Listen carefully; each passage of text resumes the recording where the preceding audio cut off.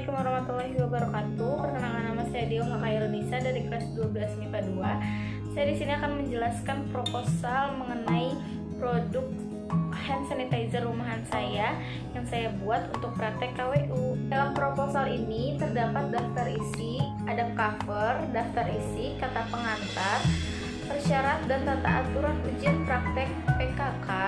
Petunjuk pertama, alur ujian praktek PKK, jadwal ujian praktek PKK. Petunjuk kedua, proposal ujian praktek PKK. Petunjuk ketiga, serta laporan ujian praktek PKK. Lanjut saja, saya akan membacakan jadwal ujian praktek produk kreatif dan kewirausahaan yang saya buat. Yang pertama ada kegiatan penyusunan proposal, saya buat awal tanggal 11 Februari sampai dengan tanggal 12 Februari. Lalu ada presentasi proposal pada tanggal 13 Februari sampai tanggal 15 Februari. Lalu ada produksi produk, saya buat tanggal 10 Februari sampai tanggal 10 Februari saja. Lalu ada pemasaran tanggal 16 Februari sampai dengan 16 Februari 2021. Lalu ada penyusunan hasil usaha pada tanggal 17 Februari sampai dengan tanggal 17 Februari. Lalu presentasi hasil usaha ke tanggal awal kegiatannya tanggal 17 Februari sampai tanggal 17 Februari 2021. Proposal ujian praktek produk kreatif dan wirausahaan. Nama perusahaan saya Nismart. Lalu ada gambar produksi saya. Saya Dewa Khairunisa dari kelas 12, jurusannya MIPA 2, dari Sekolah Menengah Atas Muhammadiyah 23 Jakarta. Itu ada bab pertama, pendahuluan, latar belakangnya. Dengan keadaan sekarang di mana pandemi COVID-19 yang belum selesai juga, kita harus melakukan yang namanya protokol kesehatan untuk mencegah penularan COVID-19. Yang diantaranya kita wajib memakai masker, social distancing atau jaga jarak, serta menggunakan hand sanitizer untuk mencuci tangan. Maka dari itu saya berinisiatif untuk membuat hand sanitizer rumahan dan diperjualbelikan dengan harga lebih murah dari harga hasil. B. Visi dan misi saya. Visinya merancang serta membuat hand sanitizer dari bahan yang bermutu, bukan yang abal-abal. Lalu misi saya, memudahkan kita untuk menjaga protokol kesehatan. Yang kedua, dapat digunakan untuk semua orang termasuk anak-anak. Dan yang ketiga, mendapatkan kepuasan dari pelanggan. Tujuan saya untuk mencegah penularan COVID-19.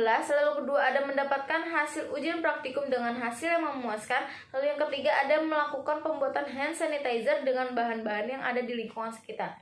Dan yang keempat, memudahkan kita untuk selalu mencuci tangan dimanapun dan kapanpun karena ukuran yang saya buat sangat kecil. Kedua, pembahasan. A. Data perusahaan. Nama perusahaannya Nismart, bidang usahanya bidang kesehatan, produknya hand sanitizer rumahan. Alamat perusahaannya Jalan RH Ismail. B. Biodata pemilik. Nama saya Dio Khairunisa. Jabatan saya pemilik perusahaan sekaligus pimpinan Nismart. Lalu tempat tanggal lahir saya Jakarta 4 November 2002. Alamat rumah Kampung Liu RT 12 RW 3 nomor. Jenis produk hand sanitizer. Profil produk, Nismart adalah sebuah nama perusahaan yang dimana di sana diperjualbelikan hand sanitizer rumahan yang dibuat dan dirancang sendiri oleh pemilik perusahaan.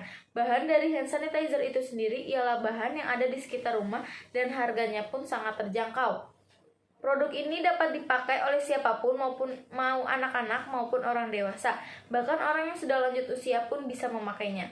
Produk ini juga memiliki kelebihan, yaitu dapat memudahkan untuk bisa memakai produk di mana saja, kapan saja, alias ukurannya yang sangat mini, yang memudahkan untuk dapat digunakan di mana saja. Lalu yang D, ada aspek pemasaran. Segmen pasar, anak-anak, orang dewasa, remaja, serta orang tua dan sebagainya. Lalu target pasar, lingkungan pasar, koperasi, dan media sosial.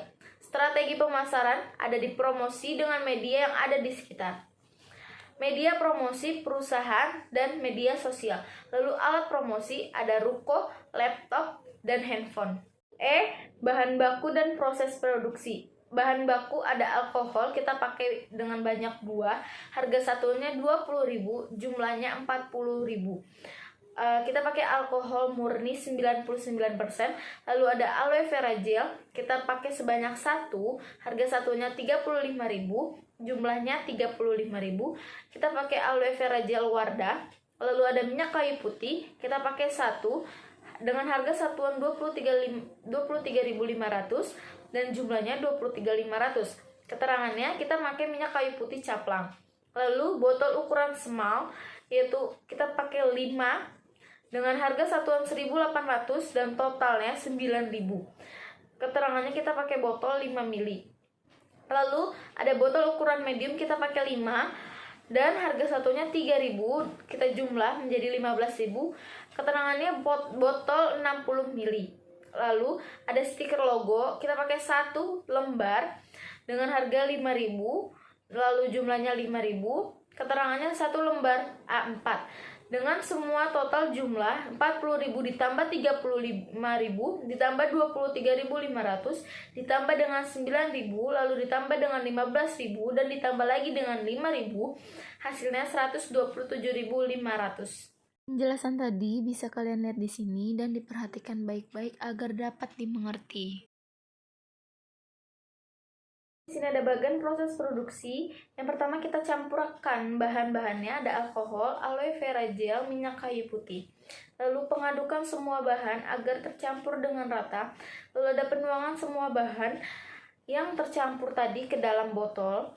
Dan yang terakhir pemasangan stiker logo pada botol. Yang selanjutnya ada F analisis SWOT, yaitu strength. Produk yang digunakan dalam proses produksi hand sanitizer Nismart ini sangat aman digunakan berkali-kali oleh siapapun dan tentunya ada harum hangat tersendiri karena bercampur dengan minyak kayu putih. Lalu ada weakness, ialah dapat menyebabkan iritasi jika terkena mata. Lalu ada opportunity, ada hand sanitizer buatan Nismart punya akan berkembang pesat karena produk tersebut menggunakan bahan harganya pun sangat terjangkau. Lalu yang terakhir ada threat, yaitu produk hand sanitizer terbilang sudah banyak diproduksi dan dijual dimanapun. Selanjutnya G, perhitungan BEP. A, perkiraan pengeluaran. HPP, modal produksi dibagi dengan produksi.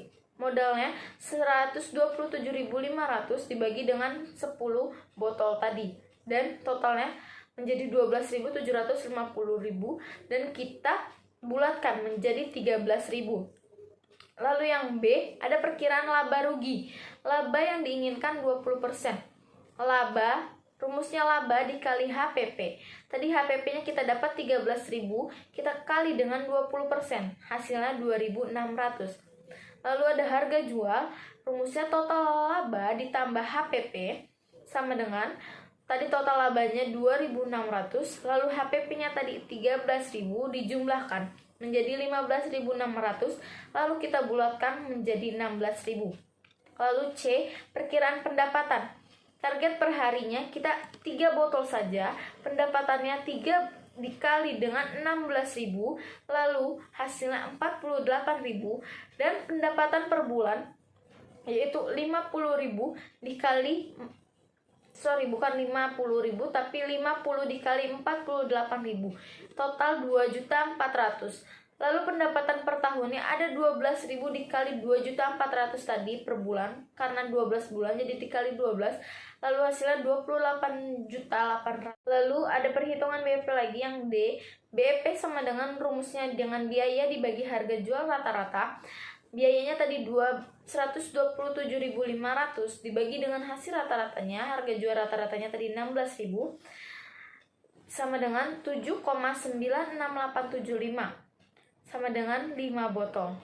Lalu total per hari BEP target penjualan per hari 10 dibagi 3,3 dibulatkan berarti 4 hari. Untuk mencapai BEP harus menjual 10 botol, maka kita perlu 4 hari untuk menjualnya. Kalian bisa putar HP-nya sebentar dan diamati baik-baik yang tadi dijelaskan agar dapat dimengerti, oke? Ada penutup. Itulah perusahaan serta produk dari Nismart yang mempunyai harga yang sangat terjangkau serta bahan yang digunakan pun tidak abal-abal. Semoga kalian senang dengan produk kami dan menjadi pelanggan Nismart yang sangat baik. Terima kasih. Lalu bacakan laporan ujian praktek produk kreativitas dan kewirausahaan. Yang pertama ada data perusahaan, nama perusahaannya Nismart, bidang usaha kesehatan, produk hand sanitizer rumahan, serta alamat perusahaan Jalan RH Ismail. Lalu biodata pemilik, ada nama saya Diaulah Khairunisa, jabatan saya pemilik sekaligus pimpinan perusahaan Nismart. Lalu ada tempat tanggal lahir saya, Jakarta 4 November 2002. Alamat rumah saya di Kampung Liu RT 12 RW 3 nomor 6. Jenis produknya hand sanitizer rumahan. Profilnya, Nismart adalah sebuah nama perusahaan yang dimana di sana diperjualbelikan hand sanitizer rumahan yang dibuat dan dirancang oleh pemiliknya. Bahan dari hand sanitizer itu ialah bahan yang disertakan dari sekitar rumah dan harganya pun sangat terjangkau. Produk ini dapat dipakai oleh siapapun dan kapanpun mau dipakai bisa. Produk ini juga memiliki kelebihan, yaitu dapat memudahkan kita untuk memakai dimanapun karena ukurannya yang sangat minim. Stok produk ada 10 botol, produk terjual 10 botol, sisa produk tidak ada. Kendala pemasaran, sudah banyak penjualan hand sanitizer yang ada solusi terhadap kendala, lebih kreatif lagi untuk dapat mengikat pelanggan lebih banyak lagi. Akan menjelaskan laporan hasil usaha. Data keuangan, yang pertama ada persediaan barang awal, yaitu jumlahnya 24.000, lalu ada pembelian dengan jumlah 103.500, beban angkut pembelian dengan jumlah 0, satu pembelian dan potongan pembelian 0.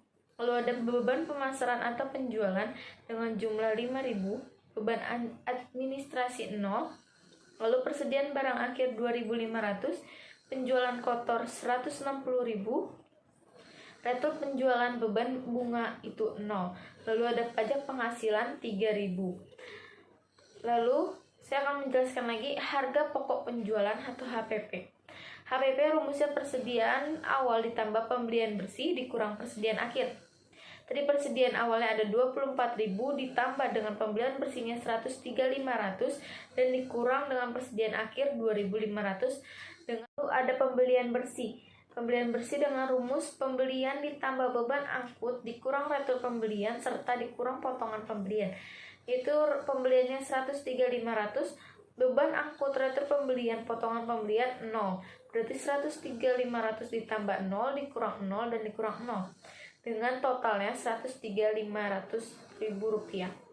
Lalu ada penjualan bersih dengan rumus penjualan dikurang retur penjualan dikurang dengan potongan penjualan. Penjualan dengan nilainya 160.000, retur penjualan dan potongan penjualan 0. Lalu 160.000 itu dikurangi dengan 0 dan 0 dengan hasilnya 160. Kalian dapat membalik HP-nya, dilihat, dipahami, dan dimengerti baik-baik ya yang tadi dijelaskan. Laporan laba rugi. Tabelnya berisi penjualan bersih, tadi sudah dihitung 160.000, harga pokok penjualan atau HPP tadi sudah dihitung 125.000, dan laba kotor. Laba kotor ini dihasilkan dari penjualan bersih dikurangin HPP, yaitu tadi 160.000 dikurang 125.000 dengan hasil laba kotor yaitu 35.000. Lalu beban operasional tidak ada, beban penjualan 5.000, beban administrasi tidak ada. Laba bersih diambil dari beban penjualan ditambah dengan beban administrasi, lalu hasilnya 5.000, dan laba kotor tadi 35.000 dikurangi dengan 5.000 dan keluarlah hasil laba bersih yaitu 30.000. Lalu ada namanya beban non profesional. Ada namanya beban non operasional tidak ada saya. Beban bunganya juga tidak ada. Laba bersih sebelum pajak tadi laba bersihnya 30.000 dan pajak penghasilannya 10%. 30.000 pajaknya 10% jadi 3.000. Lalu laba bersih setelah pajak 27.000. Nah, laba bersih setelah pajak itu laba bersihnya 30.000 dikurang sama pajak tadi 3.000. Jadinya 27.000. Kalian bisa lihat gambar di sini, kalian bisa memahaminya sendiri, pahami baik-baik. Jangan terburu-buru untuk dapat memahami apa yang saya sampaikan tadi. Dan sekian dari presentasi proposal saya. Kurang lebihnya mohon maaf, atau ada kekurangannya mohon maaf. Billahi taufiq wa hidayah. Wassalamualaikum warahmatullahi wabarakatuh. Dadah.